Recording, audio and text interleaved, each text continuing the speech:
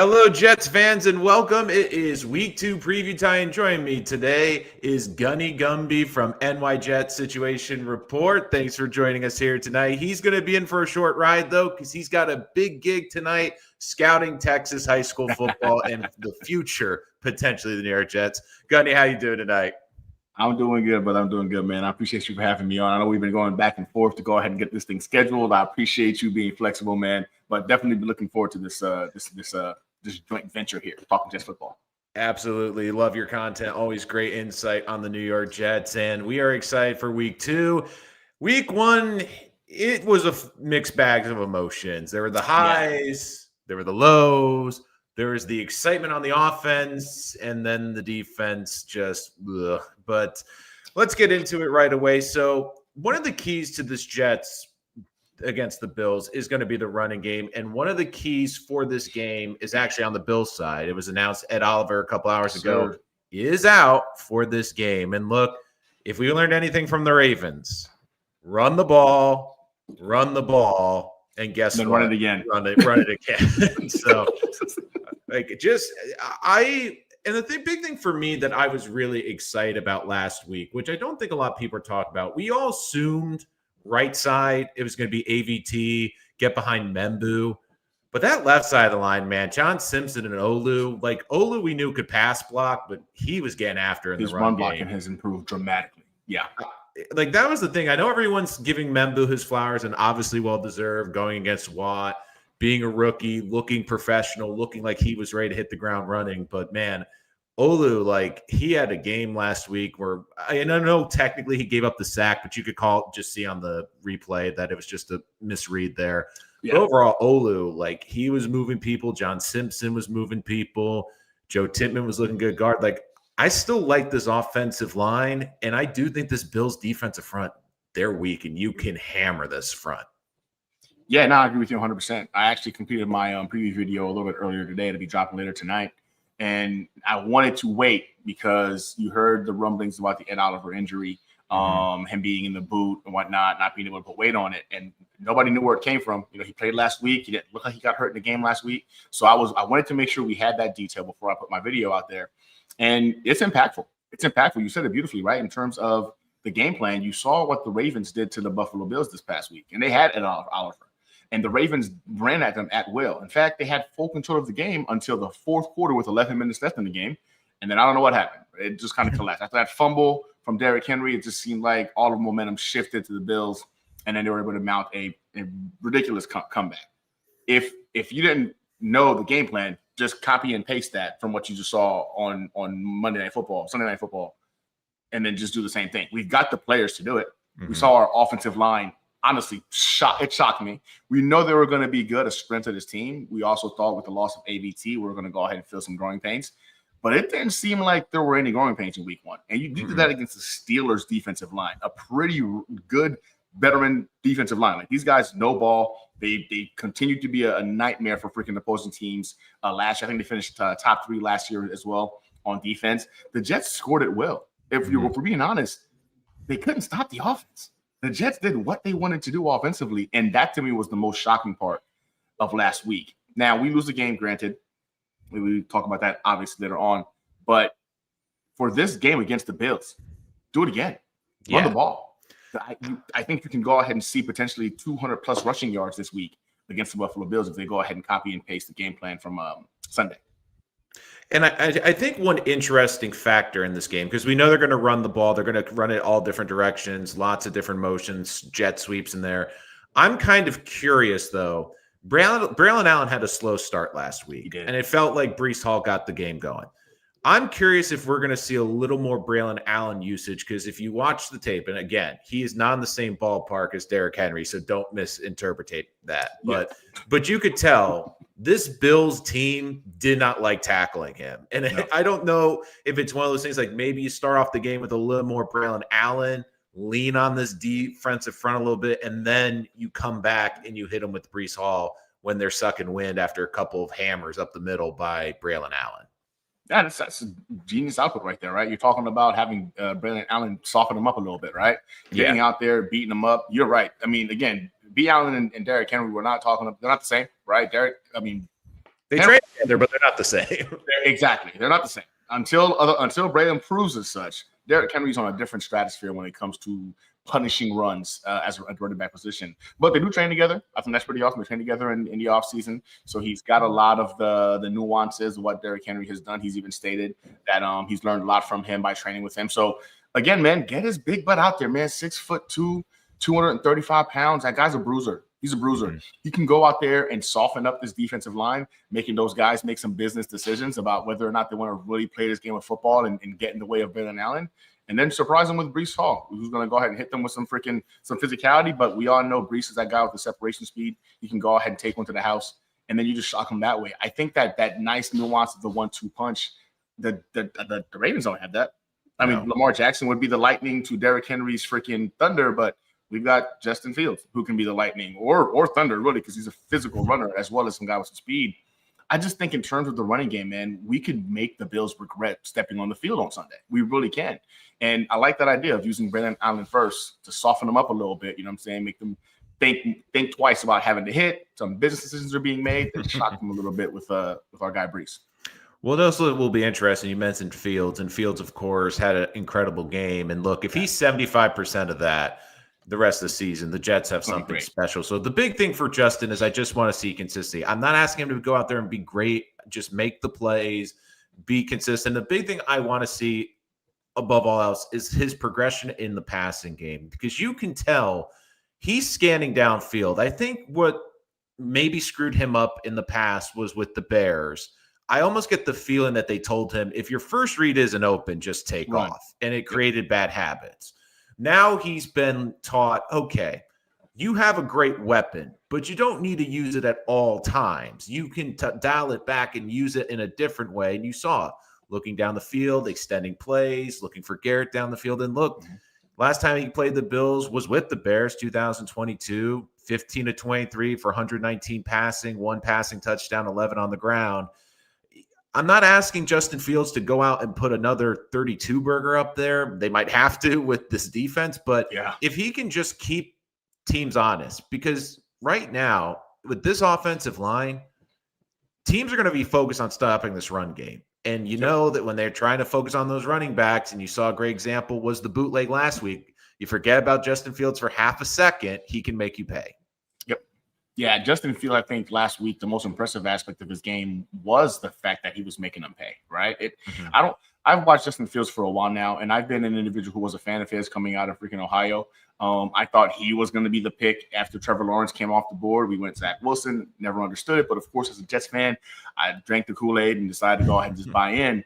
But Justin Fields, to me, was the second-best quarterback in that draft class. Now, granted, it's looking like that whole draft class has been very suspect in terms of the quarterback position.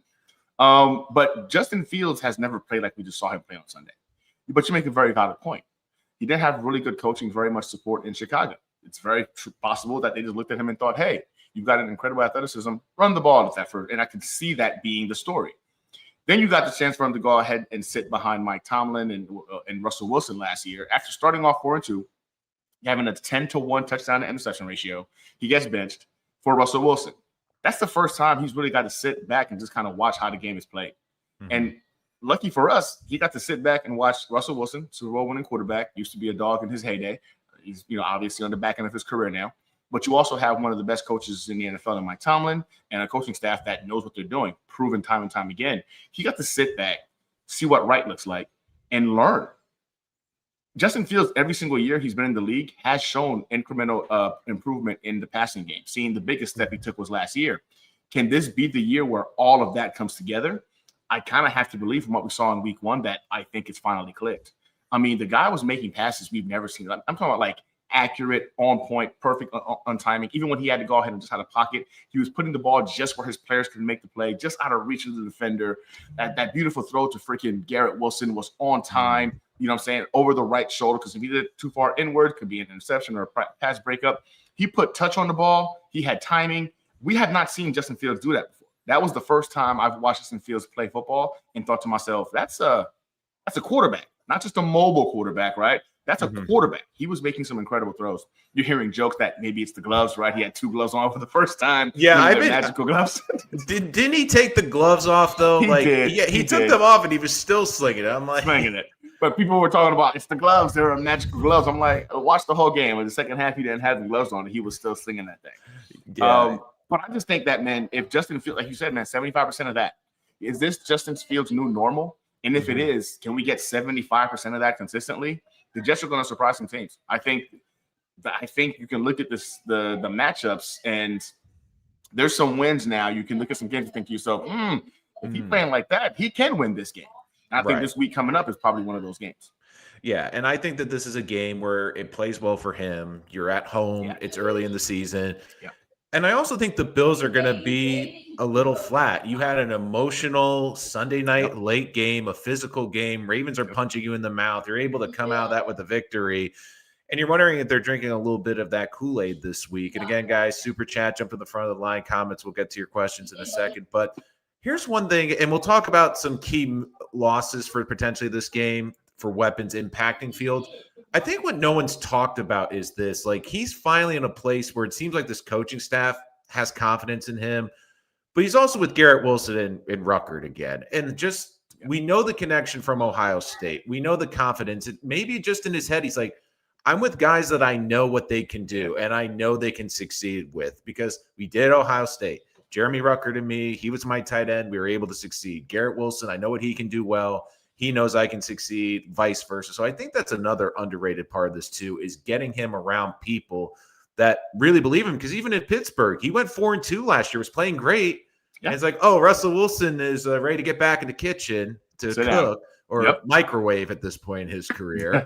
So, like, I always wonder, if we look back on that season last year, how many Steelers looked back at last year and said, man, I know Russell Wilson probably looked best on paper, but with Justin Fields giving them a better shot in the postseason or down the stretch, like, I think that's going to be something they'll talk about.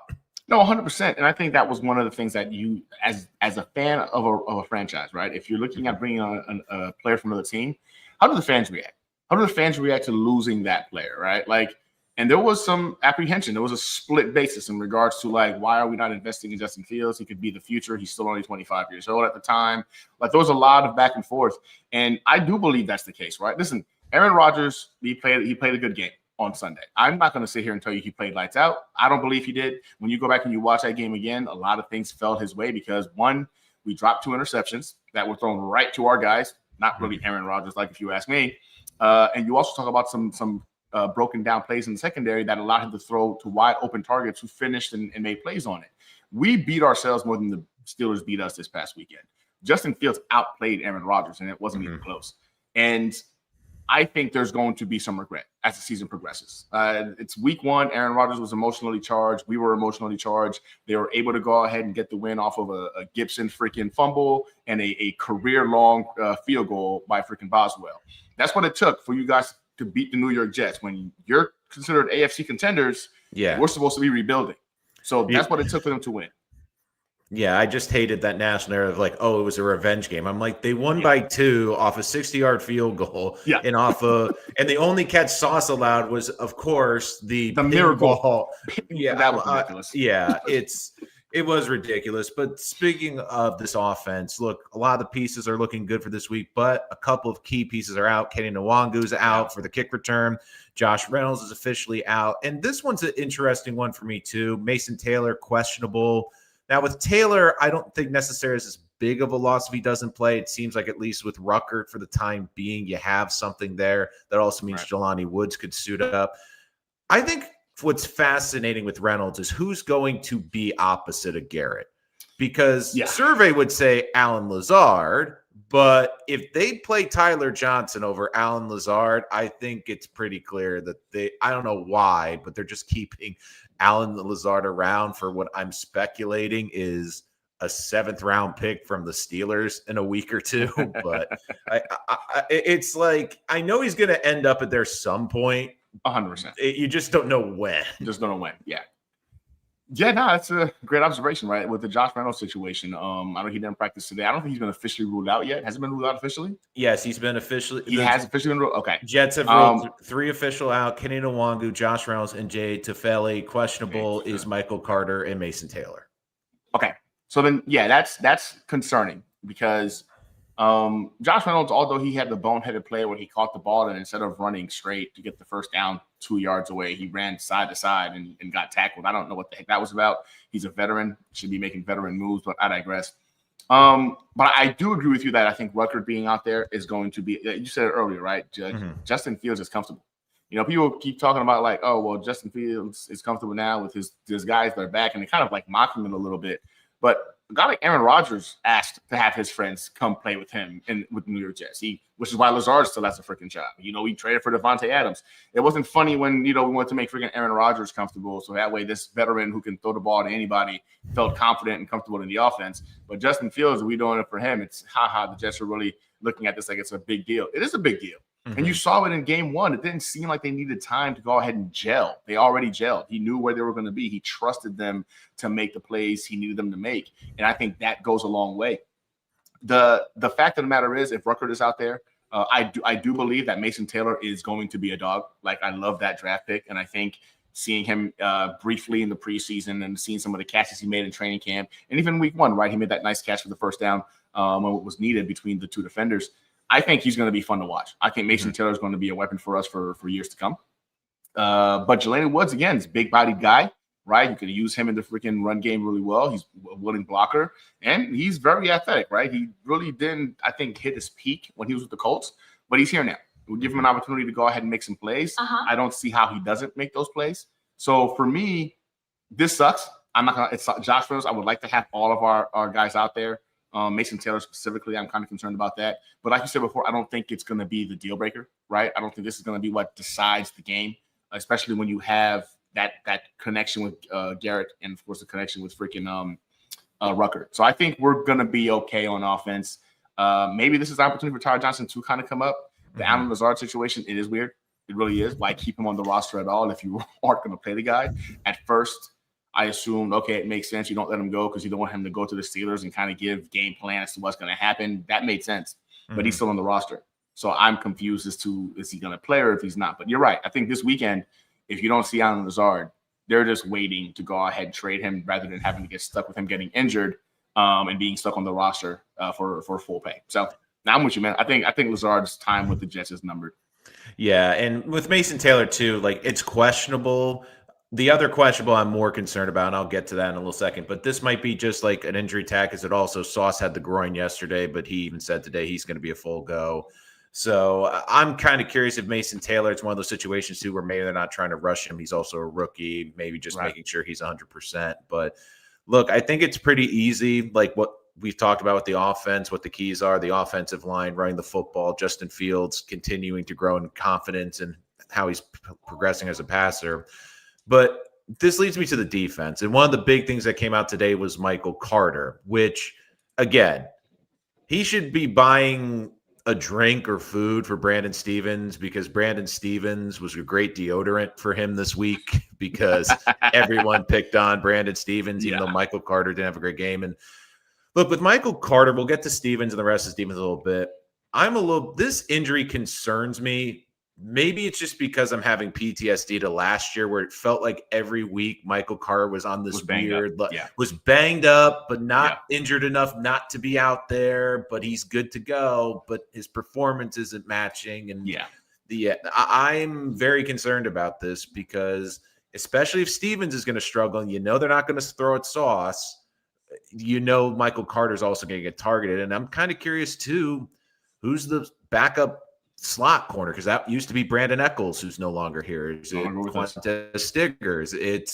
That raises other questions. Who becomes the slot corners? Because as much as I know people want AZ to be playing, he's an outside guy. He's not going to. They're not going to throw him. They're not going to throw him into the slot corner. This isn't Madden where you can just put like the best player in that position. It doesn't work that way. So I'm kind of curious too, who goes out there. Is it Quantez Stiggers? Maybe gets reps on the inside.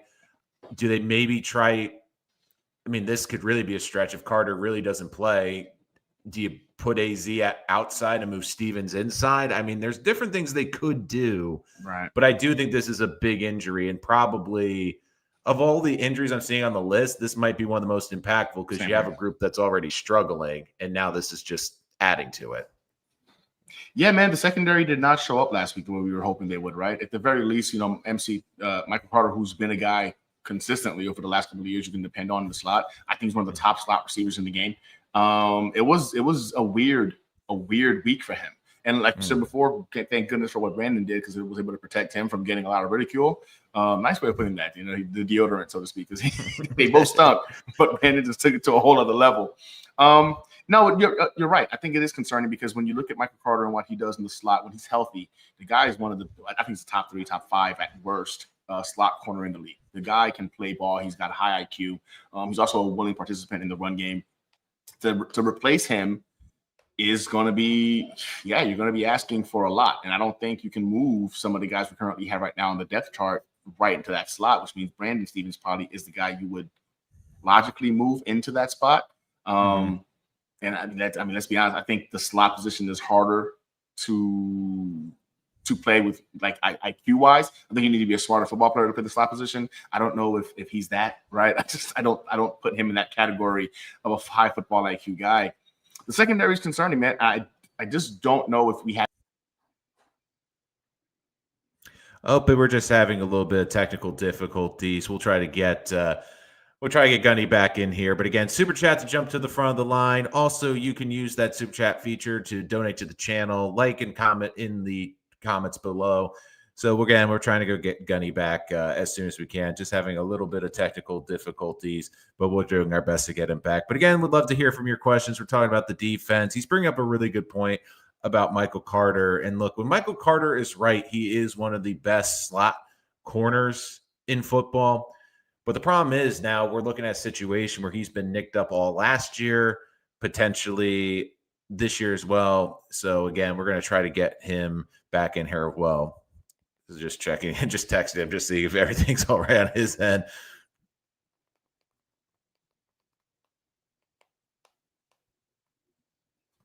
But we'll do our best again here. But the other thoughts on this defense too is I'm very curious to see how the defensive scheme is going to be because yes, the Jets in the previous regime had success against Josh Allen with Robert Saleh outside the last game last year in Buffalo, but also was a very different concept against this Buffalo team, which I think in a way works, is probably the best way to work against Josh Allen. Rush 4, contain, don't overrush, stay in your rush lanes, but more importantly, have the defensive backs in coverage so that they can basically keep their eyes forward on the quarterback. So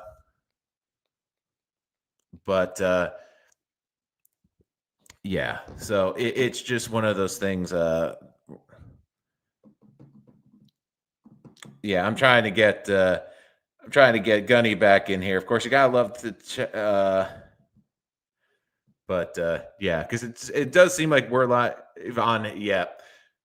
So he's going to be back in a second. So we're just stalling for time, ladies and gentlemen. Again, if you're joining us on the podcast, you can always check us out wherever podcasts are available. Gunny's screen just cut out like mid thought on Michael Carter. So again, if you're wondering why there's a little bit of a change in the attitude of the show, that is why. So again, just explaining that for the podcast listeners as well. But we're going to do our best to get him back in here. But we were talking about the Michael Carter who appeared on the injury report really for the first time. Like this kind of happened, I guess, in practice today. But it is very interesting because I was surprised to see him on the injury list. Some guys I wasn't. Kenny Nwangu obviously was a big one. We know that he was hurt last week, but it was definitely something to keep an eye on. But to recap what we talked about before we get Gunny back in here, we talked about the offense. If you want to go back to the start of the show, check that out. You always can. We talked about what Fields has to do. We talked about how this offensive line is going to have to come out again, really run the football. And could we see more Braylon Allen usage this week, especially after we saw what Derrick Henry did to the Buffalo Bills defense last week? So again, I don't know why this is doing this. I'm trying to Yeah, I guess it gets his internet access on his end. But again, comment below. We got someone from Blue here. Blue giving us the update that Ed Oliver's out for Buffalo. And I think that's a big loss for Buffalo because, again, he's a big stalwart on that defensive line. Not only makes an impact in the run defense, but really good at getting up the field and making an impact in the pass rush game as well. So again, I'm trying to get Gunny back in here. So again, if I look a little bit distracted, like if people are on the podcast, I'm constantly checking my phone right now. I'm trying to coordinate with Gunny right now. Unfortunately, this is what happens with it. But it appears the Wi-Fi is out. So it looks like Gunny might be in a tough situation. If we can't get him back on for the rest of the show, we will definitely have him another time. But man, that is just unfortunate. But again, that happens. That happens with the show. Trust me, I used to be a producer for radio, and I can't tell you how many times especially working remote, we'd have to jump in. I remember one time there was a lightning storm that hit my house when I was producing a show, killed all the power, and I had to basically text because the show was still on the air. I just couldn't operate it. I basically told the host stall for time while I have another producer boot up your system to produce the show, and we were able to do it without a hitch. But again, it's part of the great things about being a great producer is you never notice when the problems are going on behind the curtain. But we're going to talk a lot more. Gunny is attempting to get a hard line in, trying to resuscitate the stream right now. We'll talk more about the defense. We talked about Mason Taylor added to the questionable list. We talked about Josh Reynolds out for this weekend, Alan Lazard or Tyler Johnson. And look, if they play Tyler Johnson and Alan Lazard isn't out there, let's be frank, they're just bubble wrapping Alan Lazard to try to trade him to Pittsburgh. That's just my thought on that. And again, Gunny agreed with me. You can go check out his show at any time. We have the link on there, NY Jets Situation Report. The link is in our YouTube description as well. And again, you can check us out wherever podcasts are available. Comment in the comment section. If you're in the live stream right now, make sure to use the super chat feature to jump to the front of the line. And just a reminder, we are back here every week not every week. We are here live at the end of every Jets game. So this Sunday after the Bills game, we'll give an instant recap, our thoughts on the game, and looking forward to the Buccaneers game the following week. Also, it was revealed today, Jets are going to go all green. Again, I like the Jets in uniforms, but the all green, to be honest, is probably my least favorite in the set. Again, I like the division of color on a jersey. I think it would look better if they had like the striped socks or just white socks just to break up the all green look. But it's interesting too because they're going all green early in the season. I was expecting like a white out look, an all white look, white with the green pants look, but that's what they've decided. But another key on this Jets defense is definitely going to be Tony Adams because I'll talk with Gunny when he gets back on here, but you just look at Tony Adams last week, the angles he was taking to some of these tackles. I mean, I haven't seen an angle that bad since Ashton Davis. Like these were absolutely horrendous tackling angles. It frustrated me watching him taking some of these angles. And look, I think the leash on him is short because with Brandon Stevens, at least Brandon Stevens was paid to be this team's corner. And I think there's also another role he could potentially play on this team. But I look at Adams. Adams wasn't brought in by the staff. He was a leftover from the previous regime. It's clear that Malachi Moore, the injury in camp, getting a little bit behind, slowed his progression. I think you're going to see a lot more Malachi Moore this week, especially if Tony Adams can't make a good tackle or make a good angle on the back end. Other thing I keep in mind, too, with how they're going to play on the defensive side especially, is I'm very curious to see how Aaron Glenn attacks Josh Allen. Because we know in theory, he wants to be aggressive, he wants to blitz, he wants to bring the heat. But against Josh Allen, that almost makes it worse because he's such a big body, he's so fast that if you blitz him or you get out of your contained lane, he's going to take off and burn you for 20, 25 yards with his legs.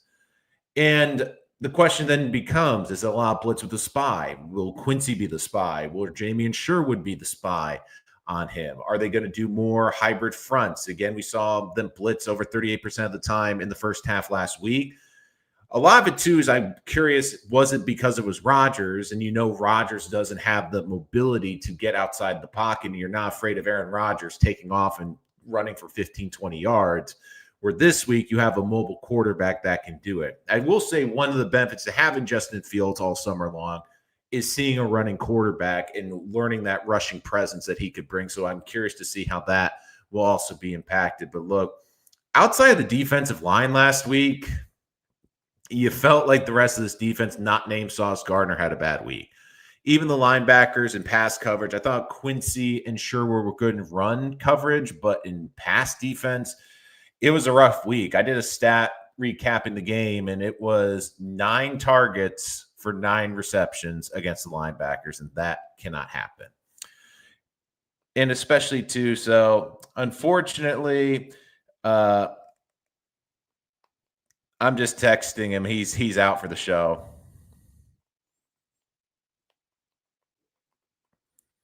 So again, this is what happens sometimes in the world of what we do. Again, go check out the channel. Again, if you're joining us if you're not with us on the live stream, if you're on a podcast, we've been just trying to get NY Jet Situation Report back, Gunny back, but unfortunately his internet's completely down. We'll have him on again as soon as we can, but go check out his channel, NY Jet Situation Report. Also, check out his link to his channel in our YouTube description. He has some amazing content. Go check him out. Highly recommend it. So now that I know I'm flying solo, again, I was just kind of stalling the last couple minutes because I didn't want to get into topics without him here and really debate, but we'll go full head of steam here. So Michael Carter on the questionable list. Again, Michael Carter had a bad game last week, but Brandon Stevens took a lot of the sting out of that, I think, because of how bad he was. And look, Stevens is going to be a big target this week. Everyone's been talking about Stevens. We talked about him at nauseum on Sunday. We talked about him on the last show. And look, when you have a guy that was targeted and picked on and had an issue getting his head around and had issues in pass coverage, and again, he's close, he's on the receiver, but you know that old adage, close only counts in hand grenades and horseshoes. And unfortunately, Stevens was picked on. And when you have a great lockdown corner like Sauce Gardner, the good news is it's going to take the number 1 receiver out. I'm curious to see how Sauce will be deployed this week. Because last week it was clear you have DK's the number 1 receiver for the Steelers. Who's the Bills don't really have a true number 1 receiver. So I'm kind of curious if Sauce is going to kind of get more one side of the field. Is he going to lock on one corner and they're going to shift coverage over to the other? I am very curious to see how they will approach this. And look, Stevens needs to have a big game. And I'm not saying an interception, but he cannot be abused in coverage like he was because he was a problem. Now, again, I understand this is a new defensive staff. This is a new scheme. There's a lot of miscommunication on the back end, but that's got to get cleaned up. And Michael Carter, again, if he's out, I'm curious to see who step in. Is it Quantez Stiggers? Do they move Stevens to the inside? That injury could be something to keep an eye on. But the thing I will also say, too, if it's like last year or Michael Carter was hurt and wasn't performing, they still need to get him off the field. But I will say, if a guy isn't performing, I do think Aaron Glenn's going to have a short leash with them. We've already seen it. Xavier Gipson has already been cut. He's already signed with the Giants. And I do think on the back end, we'll likely see Malachi Moore eventually come in at safety. I feel like once AZ's ready, Stevens is going to have a role change on this team. And the other thing why I think Stevens is still going to be a part of this defense is he has played safety before. And I've said it on the last show. I'm curious if safety could be where he ends up on this defense because it helps keep his eyes on the quarterback more. He doesn't have to turn his head around and necessarily run with the receiver. So it makes it a little bit easier for him to track the football. But I'm curious to see how that will play. I'm also curious about the special teams too. Because we know Kay Nwangu's out, already ruled out today. Arian Smith was a kick returner last week. We know they signed Williams to come in. He was a former kick returner while Aaron Glenn was in New Orleans. Again, anyone that just doesn't drop the football is an improvement over Gibson. Arian Smith is a funny guy too because I'm kind of curious to see how he could do on the kick returns because I do think in this offense, he's going to get a couple plays as the season progresses and he's going to get some looks.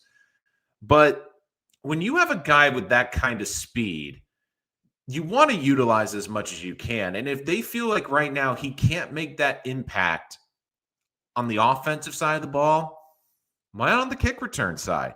especially if the Jets can seal a lane. We've already seen that the Jets have been physical. They're very good at blocking. If they can seal off a hole and he hits it and gets through, he might take it the full distance. Scott Foster is back, and good to see you for my good man, Scott. I think they do. I think this is going to be a bit of a barn burner just because I don't think these defenses are good. And the big thing for the Jets is you want to keep Josh Allen off the field as long as possible, limit possessions. You want to do what you did exactly last week. Lead the time of possession, lead the time of rushing, yards per carry. Like, just keep pounding the rock, and pounding the rock more. Like, I think last week was a good sign to come. Like, look, I think the Jets could have put more than 32. Obviously, they stumbled in a couple of parts. If they got Stevens had the interception, they also lost the possession off the Gibson fumble. So I do think it's going to be 30. I think this is going to be another barn burner this week, just because the defenses are good, and you have two different defenses. The Jets, I think, right now have a more talented defense. The problem is they're in a new scheme. They're still figuring things out, and they're still trying to find roles on this team. I think the Bills know what their player roles are. I just don't think they're that good. And with Ed Oliver out, who I would argue is their most impactful defensive lineman, you look at this Jets offensive line and you look at what the Ravens did to them. And look, the Ravens, I don't think necessarily have the upper end talent that the Jets could have on this O-line, but they have a good physical line.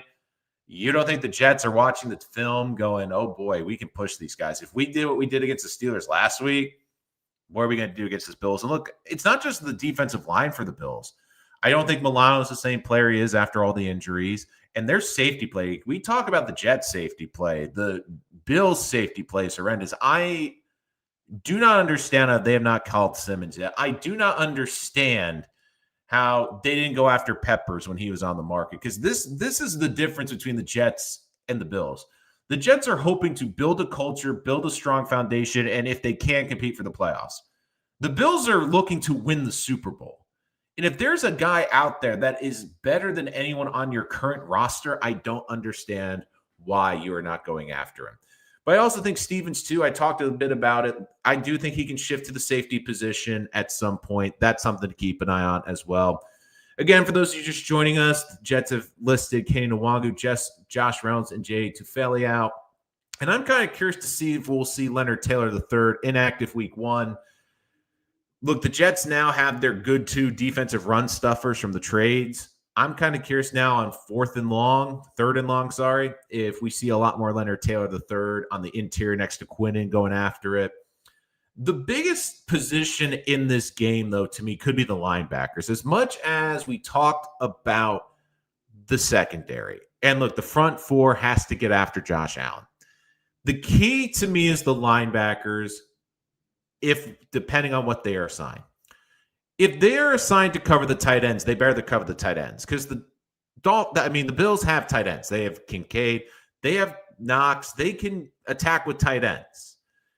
And if that's the case, and they're going to do that, then the linebackers have to step up, because last week they didn't allow a drop. Like 9 of 9, not good enough. The other thing, too, is if their assignment is to spy Josh Allen.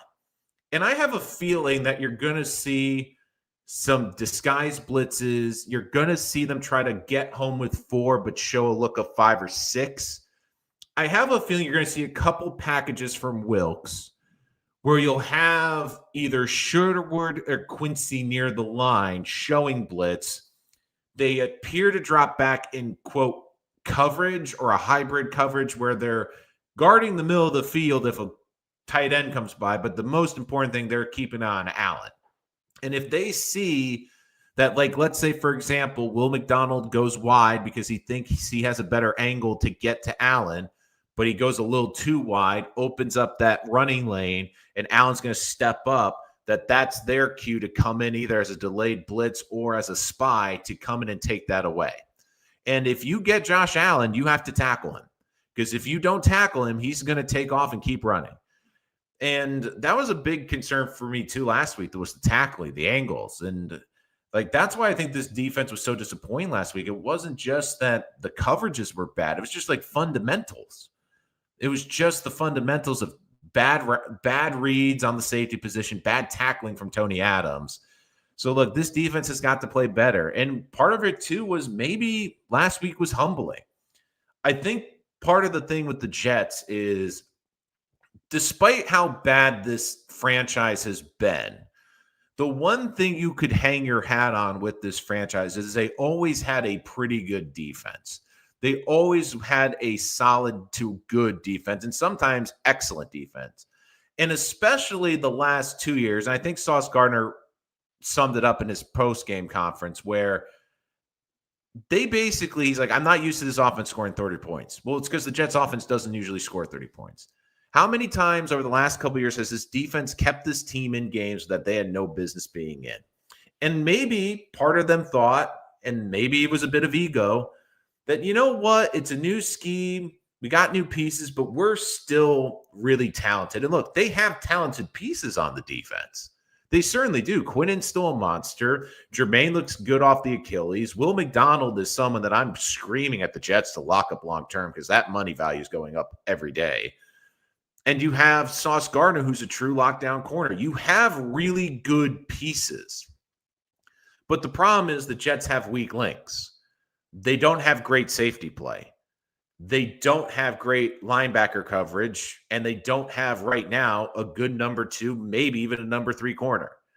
And teams are going to attack that until you can figure out how to make those adjustments. They're going to keep attacking.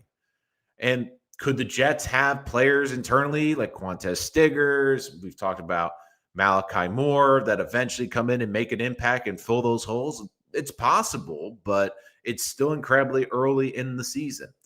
I know a lot of people are screaming for AZ Thomas. And look, I think AZ Thomas is a good prospect, but he's someone that needs to develop, and he is someone that you are looking at not to necessarily make a huge impact this year, but someone that develops this year into your eventual starting number 2 corner alongside Sauce.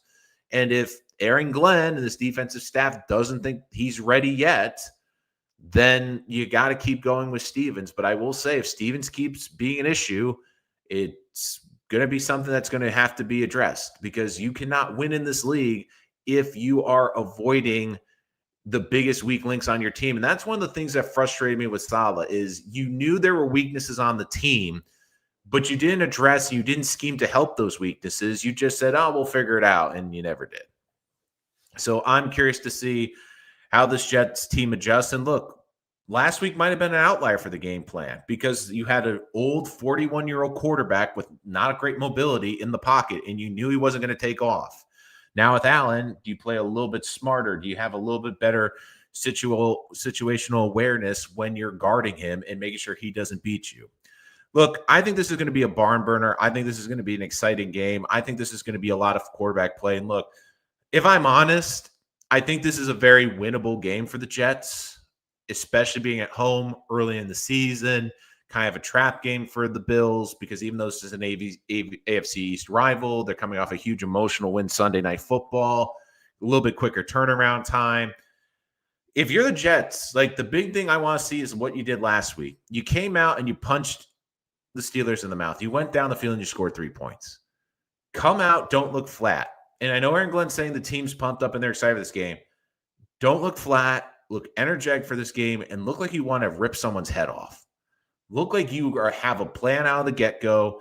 And look, this is a bit for the Jets too, because we were singing about Tanner Engstrom's praises this week. We were talking about how great Tanner Engstrom was, how great Membu looked, how excited we are. But again, it's one game. You have to keep it consistent. You have to keep going and keep developing. And if we keep seeing this team develop, it's very exciting. And look, the first 3 games we all knew were going to be tough. I mean, let's face it. You're facing 3 playoff teams, including a team who many think is going to be competing for the Super Bowl with the Bills. I think the Bills have issues on this team, but I do think they're issues that benefit the Jets, because the Jets, I think, have a good running game. The Jets have a strong running game. The Jets have a strong offensive line. I do think that that is a thing they're going to attack with. And once again, with Scott, I agree. I want to see the same energy. How many times have we seen this team come out flat or dead or look unprepared? Like, how many times under Adam Gase did it feel like the Jets are down 10-0 before someone had a pulse? How many times did it feel with Robert Saleh after a big game this team would have a gigantic letdown?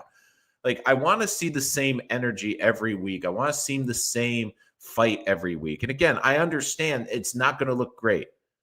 I understand that this is going to be a difficult development year for this team. I understand that there is going to be times this year where the Jets just will not have the talent necessarily to compete. But I will say this. I think you have an offense that's fun to watch. You have an offense that can move the football. You have an offensive line that can dictate the pace of the game. And I think that you have a defense that has talent, but they have to make key adjustments. And look, you want to see a culture change with this team.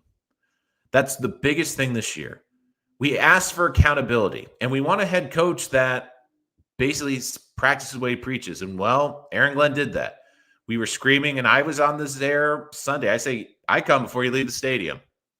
It took a couple days, but Aaron Glenn cut it.